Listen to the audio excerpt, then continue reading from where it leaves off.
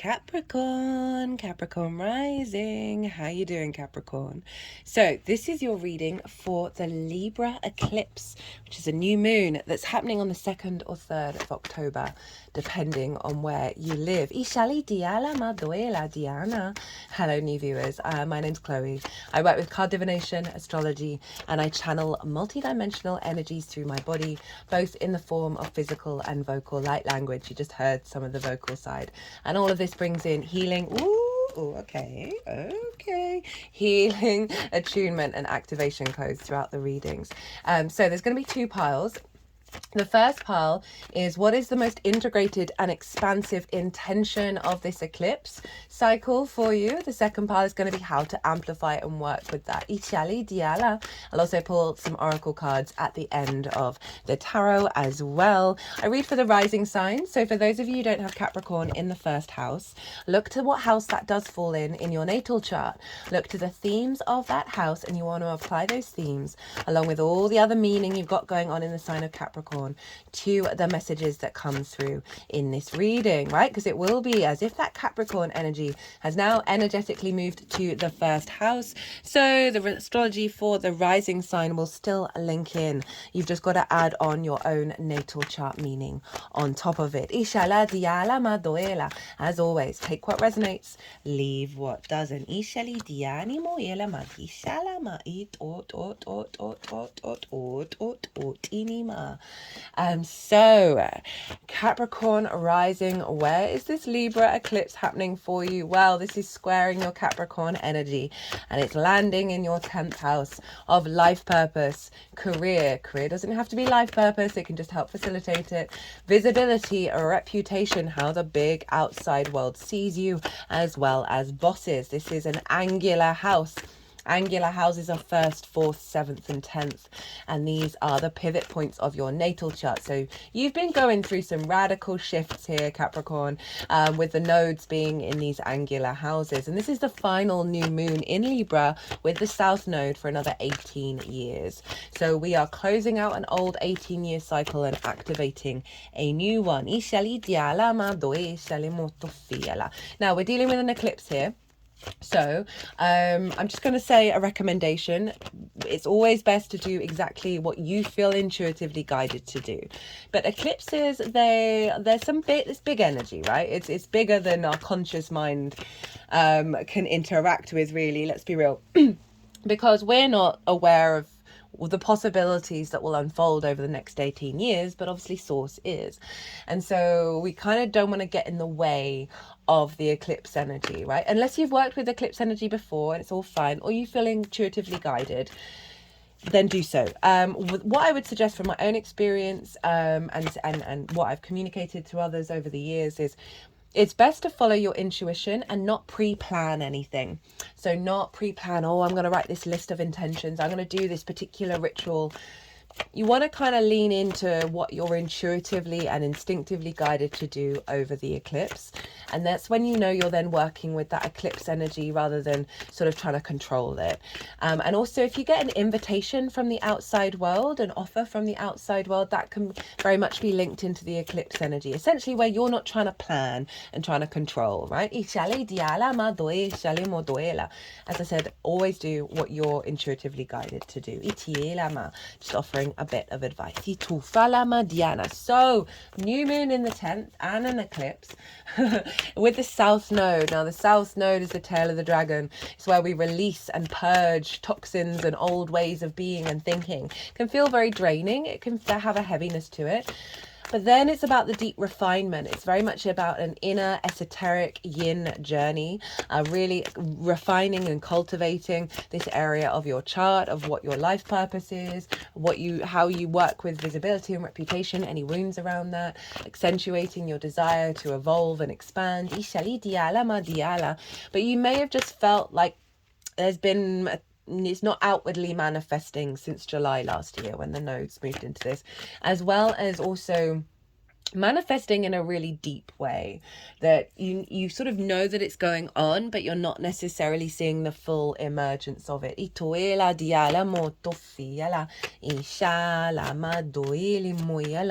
And this is a new moon, so we're activating a new cycle.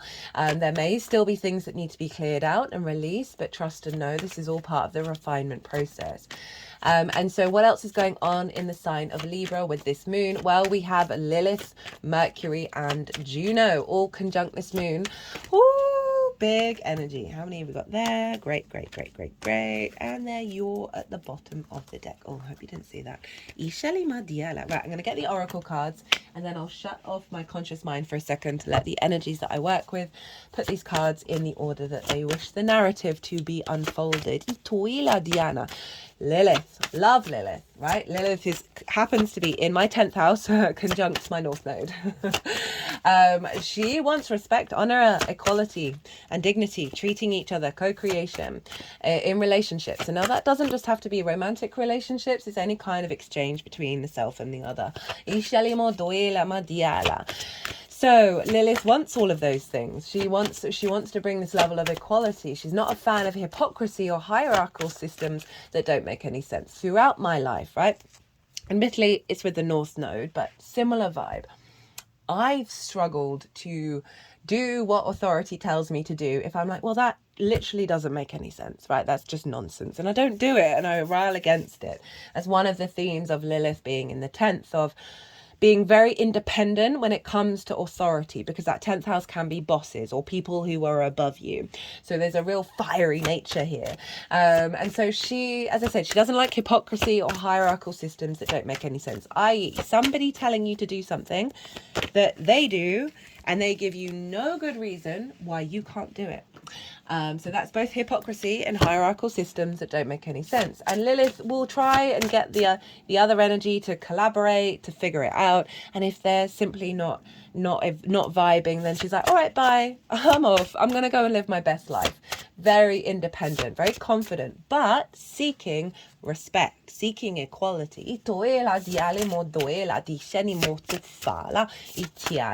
kind of one of the reasons why I called my channel All the Cards on the Table, because I get really annoyed in movies when someone has information, they then tell somebody else to go do a thing, but it would really have helped their ability to make good decisions if they were told certain information but they withhold it.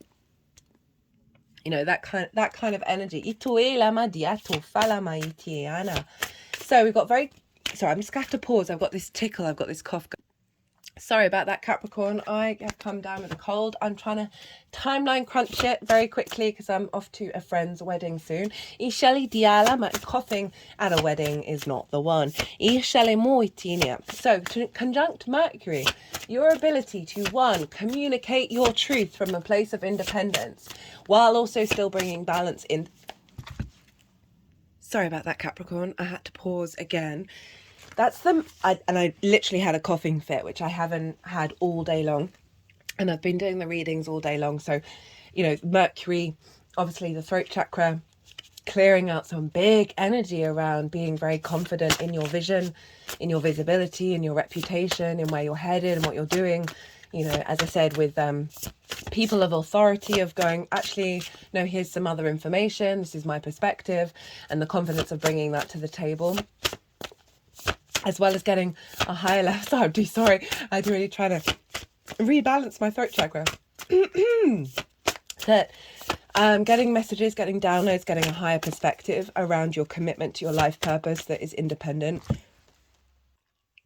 It happened again, Capricorn. I do apologize. Big clearing, because Juno's there, right? This capacity to commit to your ride or die principles of where you're going and what you're headed, and all of that jazz of bringing in the truth of you and the equilibrium of that. So it's really realigning you to your life purpose. That isn't about people pleasing, isn't about conforming to what everybody else thinks you should be doing. This is a big liberation energy, and you're getting a lot of commitment to your vision and the downloads that you're going to be getting, and your ability to perceive in a way that serves you moving forward and the unfolding of your life. Okay, hopefully that's the last of it. Goodness me, I do apologise, Capricorn, but honestly haven't had that much of a coughing fit. since I got this cold at all. Right, so we want to look to where Venus is, because Venus is going to be influencing this lunation wherever she is, and she's in the sign of Scorpio, which is your 11th house of hopes and dreams, friends, groups and alliances, and reaping the benefits from your 10th house. So she's the agenda here is to link in, to streamline this life purpose in alignment with your true hopes and dreams. And this can be helping healing wounds around visibility and worth of whether you are truly inherently worthy of reaping the benefits from this 10th house, right? So she's bringing a lot of grace and favor from that Scorpio energy of the house of good spirits into your 10th house, right? This might be more visibility in bigger groups, right? Depending on how you work and what it is that you do. Connecting to your soul family might be a hope and dream. Just feeling more in alignment with sharing your life purpose with bigger groups and your career and all of that, and having a bit more visibility. That may be definitely a theme. With Venus being in the 11th, you just find a lot more ease when you're in groups, and you've got that locked in for the next 6 months. So it's really going to be facilitating the expansion and the awareness and the co-creation in terms of your life purpose. Now, she is making what's called a grand water trine with Mars and Saturn. All the water signs are being activated, and therefore this grand water trine is feeding into the Libra eclipse. And you have Pisces, where Saturn is, in your 3rd house of communication and how you find meaning in the day-to-day, your local community. You have Mars over in your house of the other, right? And so this is about one-on-one relationships. So we can see a harmonizing and an elevation of our water body, of the themes of these houses. I could see this as having, in terms of, say, the career side of your life purpose, you could see more clients coming in, more actions around on a one-on-one basis. That is giving you more stability and structure in your day-to-day, communicating from a place of authority to bigger groups. It's elevating your relationship with the other, right? It's intimacy, okay? So we can bring that intimate energy into groups. Can also see this is an elevation of any long-term romantic relationship you may be seeking or in already, and really giving some structure and some strength to that. I talk more about the theme of this water energy with the Libra energy in the collective reading. There's a lot more going on in that reading, as this is on angular houses, fellow cardinal signs. I do recommend that collective reading because that's the baseline for what's coming in here. To add on top of this, you've got Ceres in your sign, Capricorn, and she is opposite Mars. So we've got an opposition, and they are both square this eclipse. This is called a T-square. And the release point is the T, where the eclipse is. So there's a unification of the self and the other. Ceres marks the grain, harvest, abundance, food, nourishment, nurturing, nutrients, resources. It's in your 1st house. So there's a real sense of of understanding your capacity to give such nourishing energy into this life purpose, into this career. So for some of you, this is about marriage. This is all committed partnership. This can also be an elevation of your connection with source through your motivations and your actions through intuitively with Mars in the 7th, all funneling into your life purpose, your life path, and your ability to perceive that beyond the old limitations. Now, I'm just going to shut off my conscious mind, and the energies that I work with, they are doing the damn thing. Oh, that was already in order. Right, let's crack on.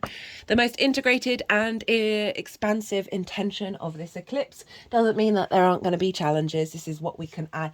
Did I say this at the beginning? I do apologize if I didn't. So I tap into this frequency in order for you to sort of get a perspective if there's a confusion or a challenge, or even the blessings of going, okay, this is what's at the root of it. And that gives you a more understanding of how to apply that perspective to the scenario, right? And really gets you out of your head and into, oh, okay, this is what's going on, right? This is why I love astrology.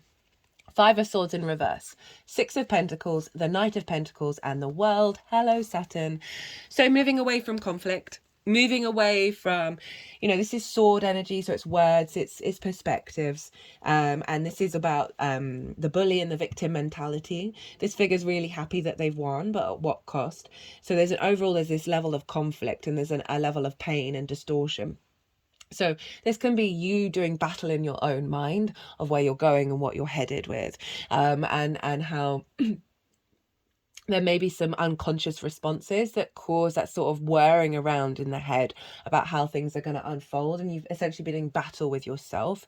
This also could be the conflict with you and around your visibility and your understanding of your life path, that maybe there's been certain situations that keep coming up that make you feel like you've lost, that you're not on the right path.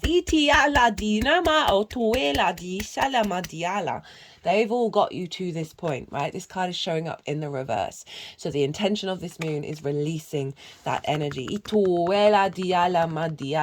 it also might be just a general conflict of perspectives and of ideas, of like, you've had different things going on that have meant that they've taken priority, right? And you haven't been able to focus so much on this, as well as just moving out of your own way when it comes to the steps that you take moving forward, right? Because then we've got the Six of Pentacles, which is a rebalancing, moving away from a scarcity mindset, a fear mindset of the Five of Pentacles. We've got the scales here. Obviously, the Libra card has the scales as well. Those are the only two cards in tarot.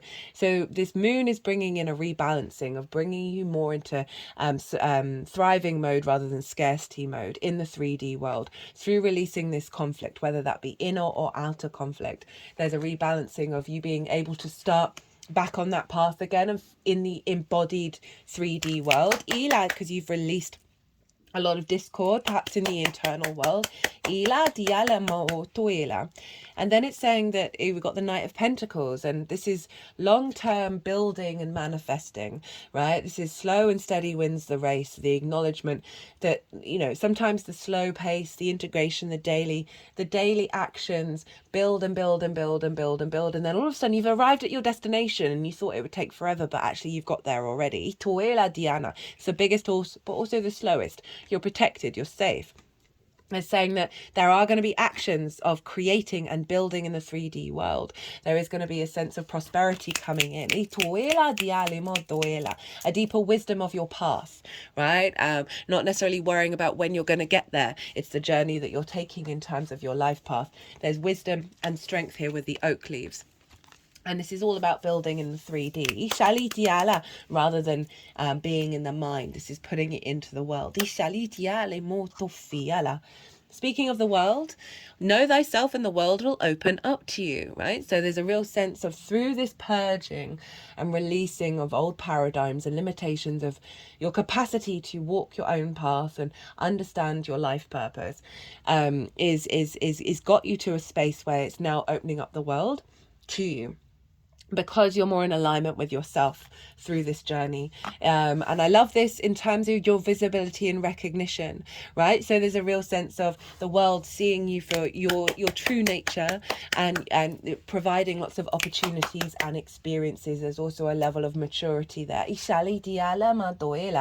a freedom. We have the Devil card at the bottom of the deck. Right, this is your power to create in the world, right? Your Capricorn energy, right? It is that sort of those slow steps are building to a real completion energy. Where you're feeling good in the world. How to work with this energy, how to amplify it. We have the Death card. Hello, Scorpio. Two of Swords, Moon in Libra, the Fool. Hello, Uranus. And we have the Eight of Wands. This is Mercury in Sagittarius. So this is how to work with it. Acknowledge that things are being transformed. There's an element of release of things that have had an authority over you. They are falling away. And this is for you to observe that process. Be in flow with that process. Remember, it's still with the South Node here, this eclipse, which is about releasing and purging. It's also the Scorpio energy. So that is your hopes and your dreams, friends, groups and alliances, and reaping the benefits from your 10th house. So there's an element of being aware of the transformative process that's going on here, right? This feels like blockages around your hopes and dreams that were previously limiting, like because that you expected a sort of more rational way of it happening, but we're really opening up to the magical reality here. So there's a sense of a release that through that the sun is then rising, right? So you are moving into a space where you are illuminated. The 10th house is at the peak of the arc on the day that you were born, of the arc of the sun. So it's where the sun was at the top of the sky of its arc on that day. The sun is rising. This is acknowledging this is a new moon, so it's going to unfold, that is going to lead to this sense of complete transformation of your path. That's in alignment with the truth of your soul's frequency around your hopes and your dreams. Also letting go of wounds around perhaps in the past of not getting what you need from reaping the benefits from your 10th house, right? Honor the purging process of that. It's then come, everything got in a mix, with the Two of Swords. Moon in Libra. This card for me, this figure has traveled across the ocean from their homeland. And they are at the new beginning, the new realm, the new landscape, the new timeline, the new dimension, whatever you want to think about.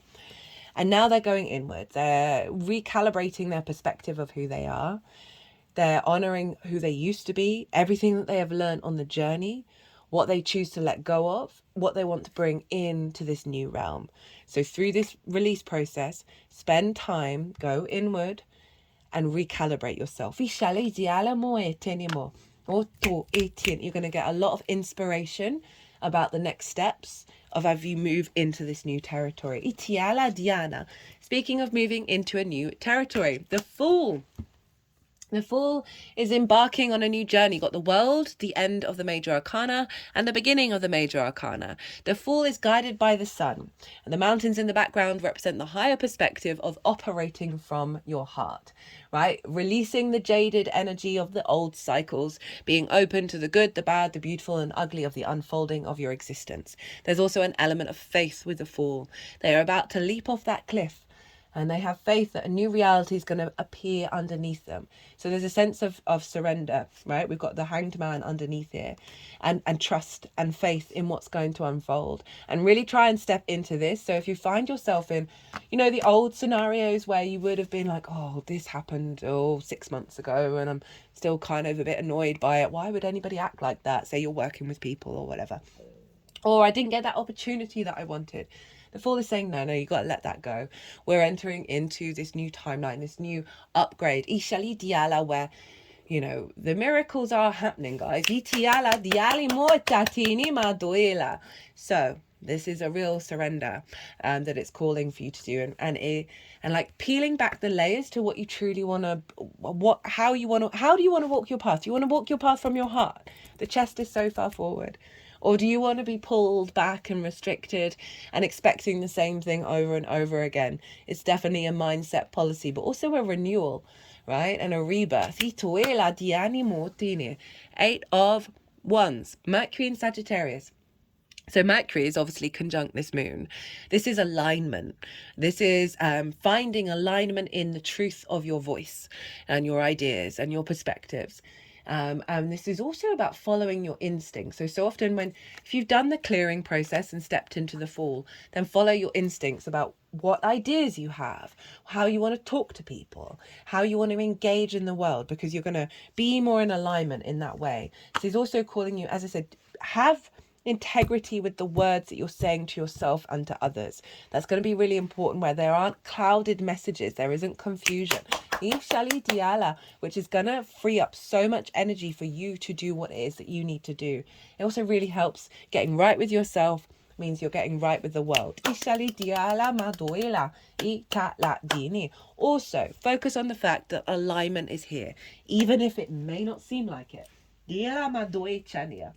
The chaos is also alignment. So the two oracle cards you have are Netcaster, preparations come to fruition. Well, that's appropriate. And a ritual. I feel called to do ritual first.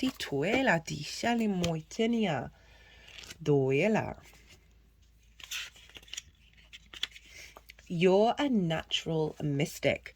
There's no spiritual without ritual. Developing a practice makes room for magic to take root. We are all natural mystics who can remember the gifts of humanity when we practice. Ritual is much more fulfilling than worrying, and with way cooler results.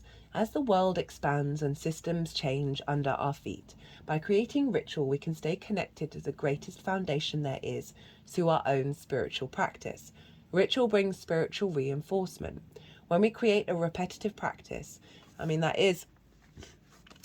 I said don't do any planned rituals around the eclipse, but obviously this is for the longer cycle.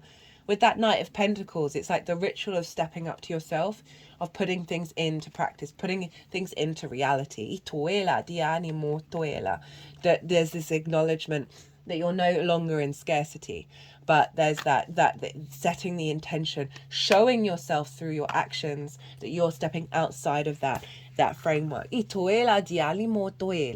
When we create a repetitive practice, we're able to communicate intention to source, building momentum and connection. Whether it's taking care of a plant, writing intentions, or connecting with others to do a ceremony or have a bonfire with a group. When we commit to ritual, we deepen and enrich our magical or spiritual practices. By acknowledging the systems we're in, we can begin to receive transmissions or downloads from divinity. When we get into the level of connection with spirit, it becomes a direct revelation as we remember how to decipher the transmissions. Whether it's journeying, meditation, movement, or dance, we can begin to discover moments of alignment with Source, where we raise our vibration enough to meet it. When this happens, Source itself begins to become our teacher.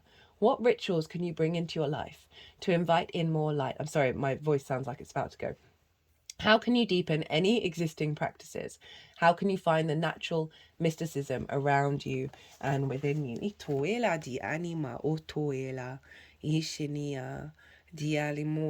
just thinking of these cards, of the ritual of embodying the Fool, the honoring of releasing sort of rituals in terms of like those habits that we have that are limiting beliefs, like the old rituals, letting go of those, embarking on a new understanding through the inner work, right? Maybe a daily ritual of doing this meditation with the Two of Swords and seeing what comes through with that. I'm just trying to tie those cards in.